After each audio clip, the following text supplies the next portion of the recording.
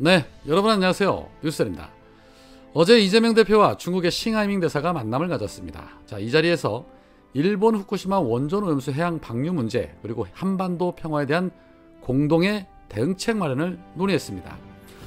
이 윤석열 정권의 친일 친미 정책으로 심각하게 기울어진 외교에 맞서서 중국 측과 접촉을 해서 균형 외교를 맞추려는 그런 의도로 해석이 됐습니다. 이날 회동은 싱하이밍 대사의 제안을 이재명 대표가 수락하면서 이루어진 것입니다. 이재명 대표는 만찬회동에서 이렇게 말을 했습니다. 한중 관계는 전략적 협력 동반자 관계로까지 격상이 됐는데 최근에 국제 정세나 경제 상황들이 한중 관계에 상당한 영향을 미치고 있는 상황으로 보인다. 최근에 경제 문제와 관련해서 대한민국 입장에서 보면 중국이 최대 흑자국에서 지금은 최대 적자국으로 전환이 되면서 경제가 매우 많은 곤란에 봉착해 있다. 대사님께서 또 중국 정부에서 각별한 관심을 가져주시기를 바란다. 대한민국이 하나의 중국이라는 원칙을 적극적으로 지지하고 있는 것처럼 중국 정부 역시도 한반도의 평화와 안정이라는 대원칙에 공감하고 또 지지를 표명하는 것으로 안다. 한반도의 비핵화 그리고 평화의 정착 또 지역 안정을 위한 그간의 노력 계속 이어가 주시기를 부탁드리고 싶다. 특히 최근 일본의 핵 오염수 해양 투기 문제 때문에 주변국들의 우려가 높아지고 있는데 이 문제에 대한 대응도 가능하면 목소리도 함께 내고 또 공동의 대응책도 강구해 봤으면 좋겠다는 말씀도 드리고 싶다라는 말을 했습니다. 이에 싱하이밍 대사는 한국에서 대단한 정치인이 대사관절을 빛내주고 있다. 대환영이고 대표님의 고견을 듣고 싶다. 많이 가르쳐 달라라면서 후쿠시마 원전 오염수 반대 문제에 대해서는 지극히 무책임한 행위다. 일본은 해양 방류 결정을 내릴 것으로 보이는데 우리는 결연히 반대한다. 한국하고 이런 면에서 잘 협력하도록 하겠다라고 강조했습니다. 두 사람의 만남 속에서 느낄 수 있었던 것은 사실상 대한민국의 심리적 대통령은 이재명 대표가 아닌가 하는 느낌 치울 수가 없었습니다. 진정으로 국가를 위해서 국민을 위해서 무엇을 어떻게 해야 하는지를 너무나도 잘 보여준 그런 만남이었다고 생각을 합니다.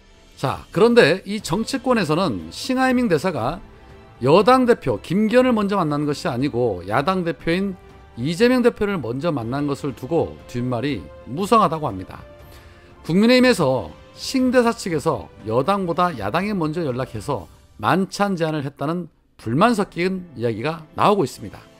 싱 대사 측에서 여당 대표인 김기현을 패싱하고 야당 대표인 이재명 대표와의 만찬 일정을 먼저 확정한 뒤에 이 계획이 보도가 돼서 화제가 되자 뒤늦게서야 김기현에게 뒷북 제안을 했다는 겁니다. 국민의힘 대표실 관계자는 중국 대사관 측에서 우리 당에는 만찬에 대해서 이야기도 하지 않았는데 이재명 대표와는 만찬 사실 보도가 나가게 되자 뜨끔했는지 어제 7일날 갑자기 연락이 왔다라고 불편한 기색을 내비쳤다고 합니다. 중국 대사가 왜 그랬을까요? 윤석열 정권에 대한 불만을 우회적으로 드러낸 것이자 그들도 사람 보는 눈이 있기 때문이라고 해석을 합니다. 여튼 뒤늦게라도 중국 대사의 만찬 제안이 왔기 때문에 거절은 못하겠고 그렇다고 곧바로 만찬 회동하자고 하니 쪽팔릴 것 같고 하니 일정을 맞춰보겠다면서 당장은 어렵고 7, 8월로 넘어가야 가능할 것이라는 입장을 전했다고 합니다. 쪽팔리겠죠. 그러니 불이 나게 일본 대사라도 만나러 갔겠죠. 왜냐? 구색은 맞춰야 하니까요. 자, 한편 최원일 전 함장에게 부하들 다 죽여놓고 무슨 낯짝으로 라는 발언을 해서 논란이 일자 민주당의 권칠승 대변인이 유감을 표명을 했습니다. 그 이후 어제 최원일 전 함장을 만나러 가서 다시 사과까지 했지만 최원일은 이재명 대표의 사과와 재발 방지 대책을 요구하면서 권칠승 대변인의 사과를 받아들이지 않았다고 합니다. 그러면서 최원일은 자신의 페이스북을 통해 부하 다 죽인 함장 무슨 낯짝으로 어이없다 발언에 당사자 만났다. 처음 본 순간 몸에 힘이 들어가고 부들부들 한 대 치고 싶었지만 자신의 발언에 대해서 사과를 하였고 저는 여전히 진행되는 모욕적 언사에 대한 항의를 하고 재발 방지를 위한 요구를 했다. 첨부는 전달한 요구사항이다. 오늘도 잠을 못 이룰 것 같다 라는 글과 함께 이 5가지의 요구사항을 올렸습니다. 자, 그 중에는 민주당 당원과 지지자들의 악의적인 댓글 중지도 있었고, 천안함 피격 사건의 올바른 인식을 위한 당 교육 기회 마련 요구도 있었습니다. 거기에 추가로 뉴스 반장의 썸네일도 보였고, 김용민 목사의 페북글도 올려놓고 있었으며, 자신을 저격한 댓글 모음들도 떡하니 올려놓고 있었습니다. 민주당과 야당 대표가 참 만만해 보이나 봅니다. 사과를 받으려면 이례경 이사장에게 직접 받으면 될 일인데 왜 민주당과 이재명 대표를 걸고 넘어지면서 정치질을 하는 것일까요? 본인은 이게 정치가 아니라고 주장을 하겠지만 일반 국민들이 봤을 때는 이재명 대표와 민주당에게 정치적인 타격을 입히기 위한 행위라고밖에 보여지지 않습니다. 오히려 본인이 나대면 나댈수록 장병들과 유가족들에게 누가 된다는 그런 생각은 못하는 것일까요? 참 안타깝습니다. 자중해야 할 것입니다. 자, 한편 한동훈 검찰로부터 참고인 신분임에도 불구하고 불시에 압수수색을 당한 최강욱 의원이 반드시 대가를 치르게 될 것이다 라고 말한 바 있죠.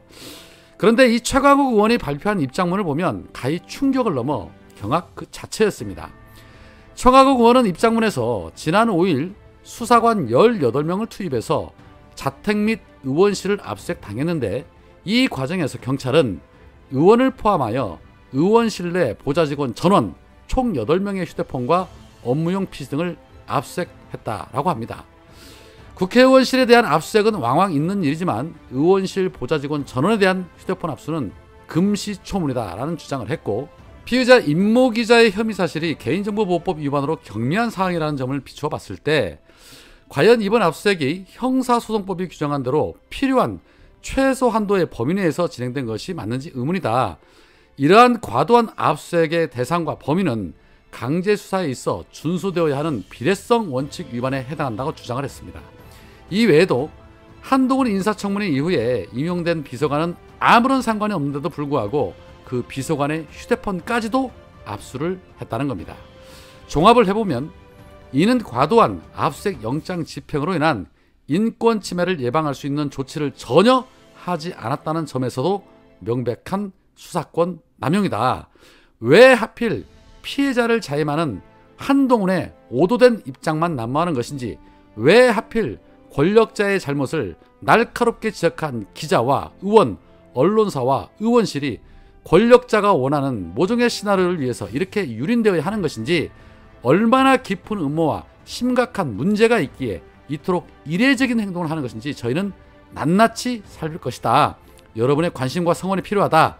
압수수색 결과로 해당 기자와 관련자, 저희 의원실 사이에 과연 어떤 접촉과 합의가 있어 무슨 범죄가 성립한다고 밝혔는지 지켜봐 달라.